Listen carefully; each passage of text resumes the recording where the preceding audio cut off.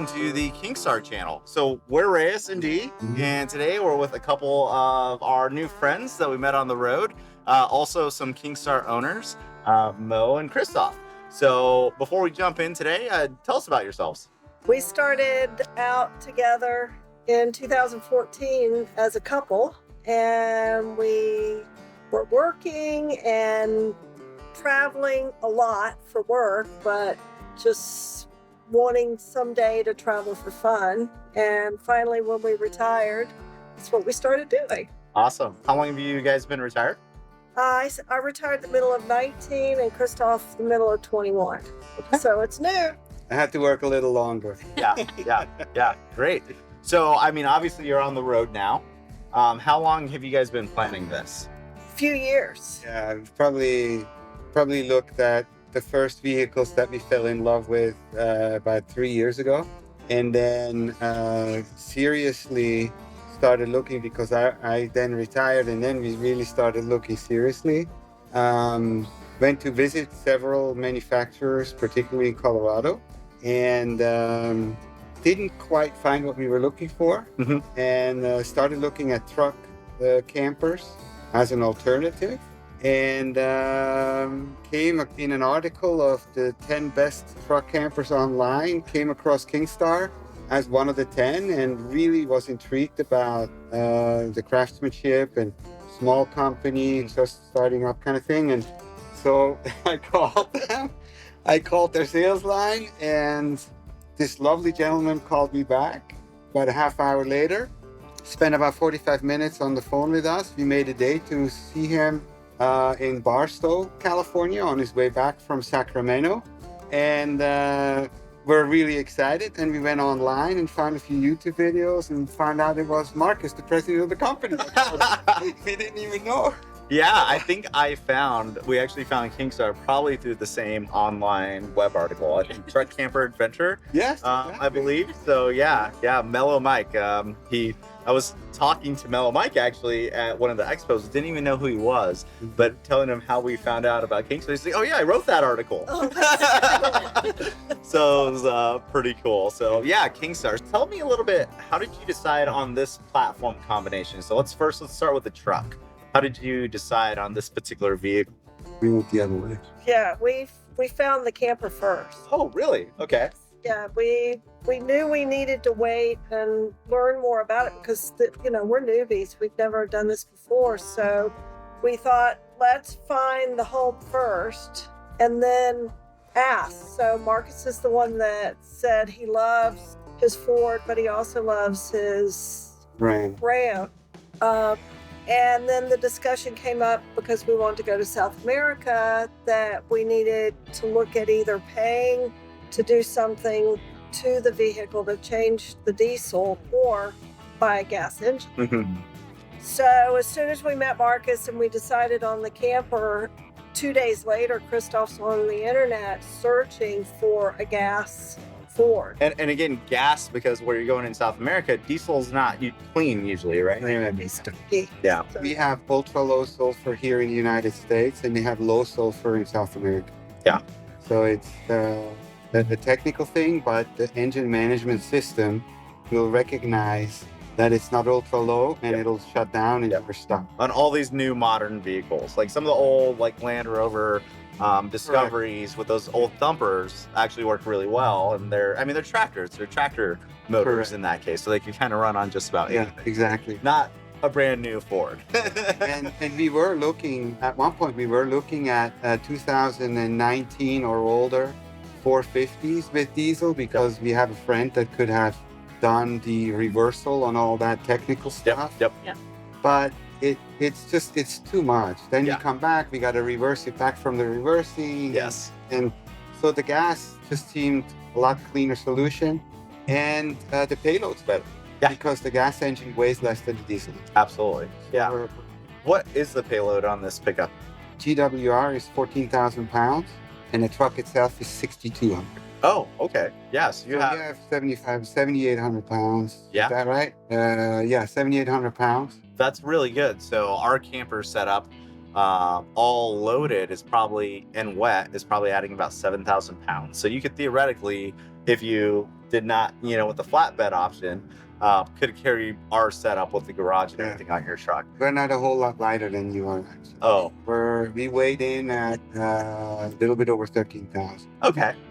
But So- we have that shelf in the back seat that I showed you earlier. Yeah, very cool custom storage built into the back of their That also truck. weighs. And then the cattle guard also is another 300 pounds. So there's some stuff. The truck weighs a little bit more. Yeah. So it's probably about 50-50. It's probably about 7.7 or a little less. Yeah. 6.5. Okay, awesome. So you mentioned that you're going to be going to South America. And you also mentioned that you're new to this. So clearly you're jumping right into the deep end. So what was your experience like, ordering and working with Kingstar before you picked it up? Everything was smooth, so simple. And Marcus just picks up the phone and calls. When Christoph would send him an email or something, he'd call him and answer all of his questions. Or after the ordering, then we knew it would take a while for the build to happen. And so that gave us the time for planning the truck and then heading on out to go get it. And just the whole team, once we got there, to find out how small of a company they are. And, it's generations, already 2 generations working there, which is awesome. And they just answer in any and every question. And if we came up with an idea, they're like, "Oh, let's go try this right now." And they help make things for us. Yeah. So, just incredible. Yeah, Everything. the communication has been great. The craftsmanship, the pride they have, the pride those few team members have in what they make is remarkable. Oh yeah. You could really see it in the quality of the build. And I mean, we had very similar experience to you, everything that you said, ditto, I would mimic that. And, I'm not a carpenter, we do fabricate a little bit on the side, but wood, I'm all thumbs when it comes to that. But a good friend of mine happens to be a carpenter. He does high-end rebuilds on Airstreams. And he came by and checked it out. And he was just blown away at like the finish that these guys are putting out there in what is arguably just a commercial level build. There's, I would say this is one of those things that's your normal show floor, type of build, but it's not. Kingstar does so much customization in it. They have so many different colors, so many different layouts. Like their shell might be the same, but there really are a lot of options. So the fact that, they're able to work with you on site to make those on the fly adjustments and tweaks to be perfect for you, especially before this big trip, like that's just, impressive. And they're not the exception. Maybe, I don't know how Kingstar will feel about this, but this is very much normal for everyone I've talked to, this type of experience. And in case you didn't catch on, Marcus is the president of Kingstar. Yeah. So, when you're calling someone, you think you're just reaching a sales representative. It's actually the president of the company, which is mind-blowing. So family owned, generational. And you saw the 3 different facilities. Everything's kind of built out of just 3 amazing big warehouses right there in the Upper Peninsula. Which, speaking to your point about UP, I didn't even know it existed. When we ordered, and like, where? What's up, Michigan? I'm thinking the mitten, the hand. No. And I'm like, where is that? And I Google Maps it. I'm like, no, there's this thing up here that is called the Upper Peninsula. So we learned something new on that trip. What motivated you to plan the expedition, shall I say, to South America? And why not start in North America? Well, we did start.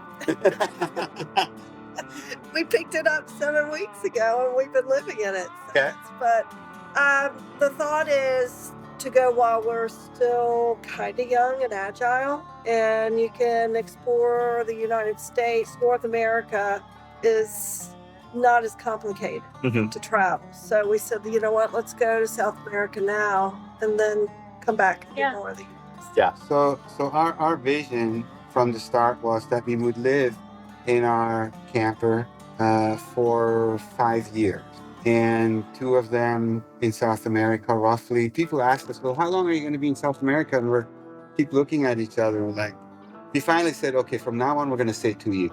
Yeah. Just because that's a long enough And when you add up all the countries' legal limit of how long you can be that you want to stay in, then it adds up to about 2 years. Roughly. So that's where the 2 years comes from. And then we come back and we want to go across Canada and we want to explore the national parks of the United States. And we can do that a little bit later. No, absolutely.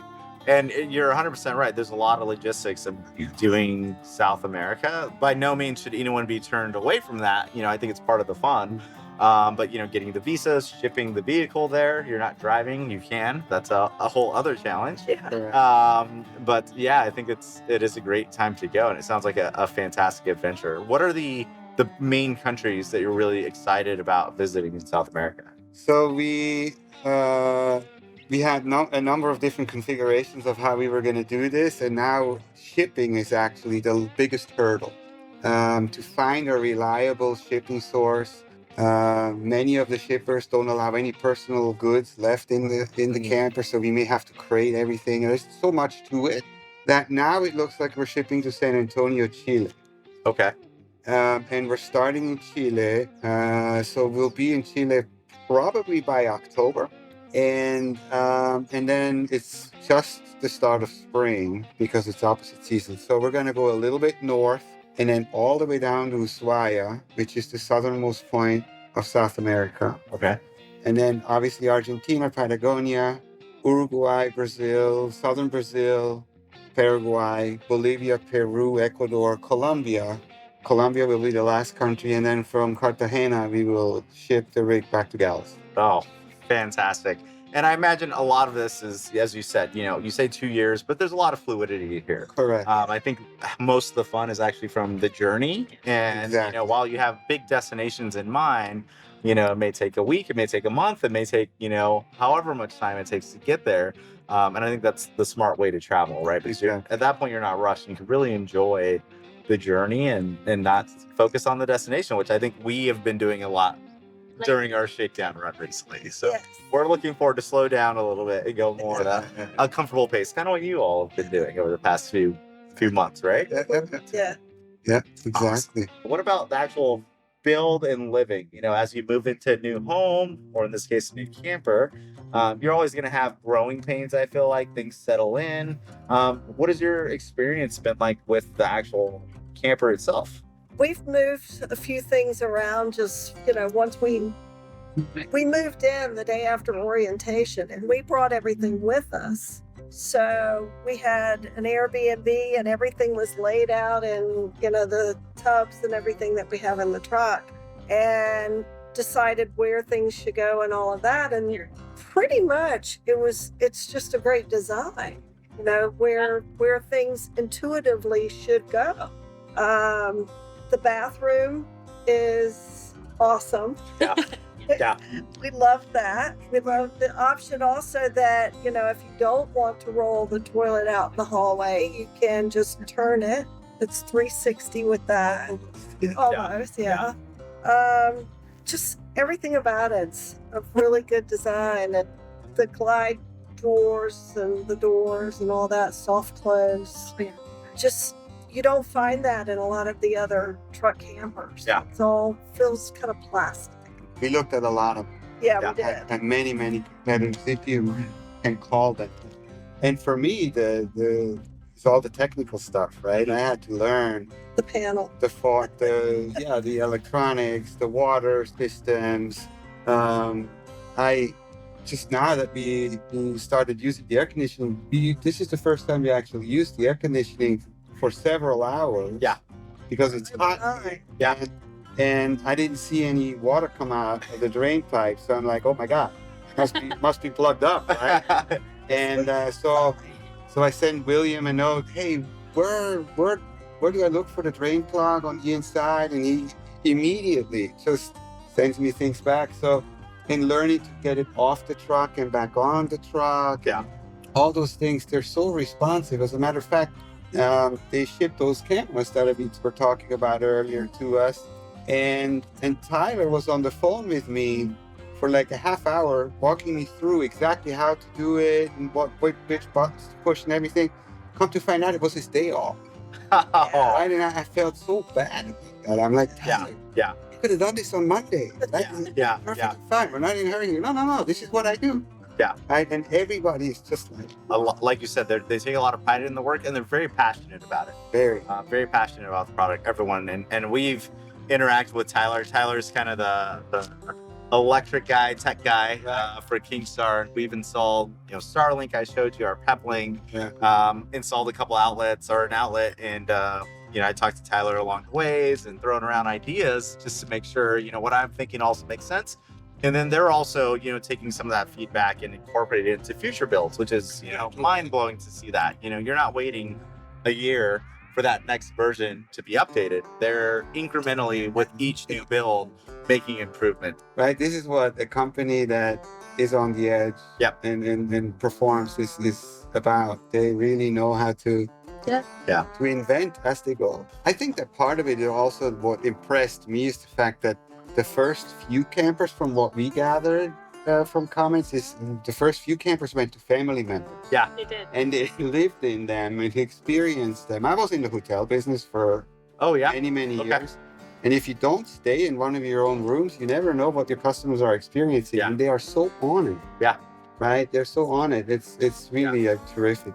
Christoph, when we were getting the tour of all the different plants where they're doing the stages of the building, he asked Marcus, what is your long-term goal? And of course, Christoph's thinking growth. Business growth, how many units a year, that kind of thing. And his response was just amazing. He said, well, we just want to make sure that the families, the generations have pride and that they have a job to go to, and it's a job that They make a good living. they make a good living Yeah. and they love what they do. Wow. Instead of financials. Wow. Yeah. For me to, he said, I'm I know that sounds humble, he said, and then believe me, it is difficult for me to be humble, he said. So, but I've never thought of it in terms of unit numbers or sales revenue or anything like that. Yeah. I mean, of course, being Unbelievable. successful, is a part of it to do that, reach that goal. But yeah, what a great priority, and we've all worked for different corporate Yes, we have. corporations and companies, I'm sure. And when you have those leaders that can instill pride in your work and what you believe in and what you're doing on that day to day, you work with a very unique crew, right? It's a very special situation. So I hadn't heard that story. That's fascinating. I love that. Cool. And not surprising, knowing Marcus, meeting the family. I had a chance to meet his brothers, numerous people. So all family owned, and I've thoroughly enjoyed working with them because of that. I want to help them. We're interviewing you for our channel, but then also, you'll see this on the Kingstar channel because, I want to help them out because, they are a great company. We believe in them. I think you believe in them. And they believe in us, so they want to be a part of the journey and see where we go, right? When I told Marcus we were going up to Canada and Whistler, he's like, oh, Mo and Christoph, they're in Canada and they're going to South America. You got to meet up with them. So, I mean, The fact that he knows that. Exactly. The fact that, 2 months later, we still keep in touch with the company that you buy it from. What specs did you get in the campers? We said there's a lot of options. Yep. What did you guys ultimately decide on for floor plan and for options? The option list continues to grow. So if you're interested in seeing what the latest and greatest is, go to Kingstar's website. They do a really good job of updating that. Yep. So you can see what are the latest options. But what's the current spec? You first. The seating arrangement, because we aren't working anymore, we wanted the dinette. We thought that was more comfortable. You can always sit with your legs across either side, put the pillows behind you. Christoph wanted to be able to look me in the eye while we're eating dinner. Yeah. When we go to restaurants, we usually sit on the same side to look and We did the same. share meals and everything. But he said, night after night, I think it'd be nice to look at you from time to time. I love that. And the bed was really important as well for us to not climb over each other. So we're the north-south Yep. set up. And then you get into the options, right? Then it's the auxiliary water. Water we already know now with the little bit of experience we have.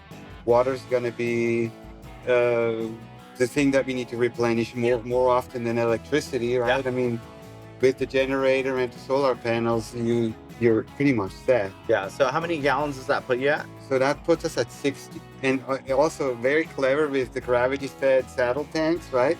You go through the first 30 gallons and then you go, okay, so we had a day and a half, 2 days, maybe 3 days with 30. In the next 2-3 days, we're gonna need to think about where the next water comes from. And then you open the valve and they empty into the main tank, which is super cool. Yeah. This is actually the first time, again, a customer service thing. It's the first time where I had to put the connection in with the water that the city water goes through. And I really didn't know the technicalities behind it. I said, is there a filter? How does this work? And they emailed me right away how this all works. I forgot to ask that question. Right? You know, we didn't either, so I'm gonna have to get that information from you today. So the water pump then doesn't work. Yep. Because the pressure from the city pressures everything, and it just doesn't. And that's it. Right? You just add your filter before if you want it. Yeah. Not necessarily recommended. There's a little filter next to the water pump that once a year you should clean up. Those sort of things. Then we opted for the side steps with the platform that comes out. That we have a grill in the box with the 4 gas canisters. I think they call that the Overland pack, right? Yep, that's the Overland pack. And then the fish and ski locker. What are you guys keeping there? We have, on one side, we have all of our hoses and water filters and everything like that. And then on this side, we have a gray water tank hose so that we can put the gray water in the tank. And then we have an outdoor carpet, and these chairs are in there. And then all of the wood, which I'm going to have to change that. The wood is actually, there's a rubber foot that is made that probably works better than the wood. Okay. And the wood is cheap, right? It costs very little, but it breaks and it corrodes and it's heavy. Yeah. And so they make these 2-pound little rubber things that also don't slip, and the leg fits right into it. So we're gonna probably get those. Other than that, obviously the biggest possible solar, the biggest possible battery. Yep. So you guys have 600 watts of solar? I believe it is 600 watts. And then the 810 amp hour. Yeah. Battleborn. Fantastic batteries. We opted to not have the microwave for the extra storage. We got the oven and this 3-burner range, which is awesome. Yeah. I was a chef for many years, so I like to cook a little bit. Oh, great. I'll have to get some of your camp kitchen recipes, because it sounds like we have the same kitchen setup. Yeah. I'm actually right now looking for a 1-burner outdoor gas attachment, because when you make a vegetable or what have you, and to heat up the camper, just that makes no sense when you're cooking already on the grill. We've been thinking about the same thing. So I'm looking for that right now. And then the interior she's the decorator, so she chose the interior and all of that, right? We have the coastal interior. Same. And we figured this is the best one side out. There's 3 options, I believe. Yeah. This is the Clover Mist. Clover Mist goes good with our truck. Love it. Great minds think alike. Great minds. And I think that's it on the options. I think so. We wanted to have the sky window, the moon roof. Yep. Yeah. Awesome. Well, I think that's all my questions. Obviously, there's a lot going on here. Beautiful rig. If people want to follow you and follow your journey, is there any social media or any contact? Yes, Instagram at MappingDestiny. MappingDestiny, fantastic. And I'll put the link down below in our channel. Is any other comments or anything else you guys want to talk about? So great to meet you. I love having side by side. Yeah. With that, we get in the video here. Again, cool. Great meeting you on the road, and maybe we'll meet each other in South America sometime in the future. That'd be amazing. Or North America. We'll keep tabs on you now. Absolutely. So thank you all for being here. I hope you enjoyed that conversation. And this is the first in a segment that I think we're calling... What are we calling it? Roadside Ramblings? Oh, Roadside Ramblings. Yeah. So where we meet up with some of our friends on the road and just have some casual conversation. So if you enjoyed, leave a comment down below. Don't forget to follow, like, and subscribe. And we'll catch you all on the next one. Fantastic. Thank you. Bye.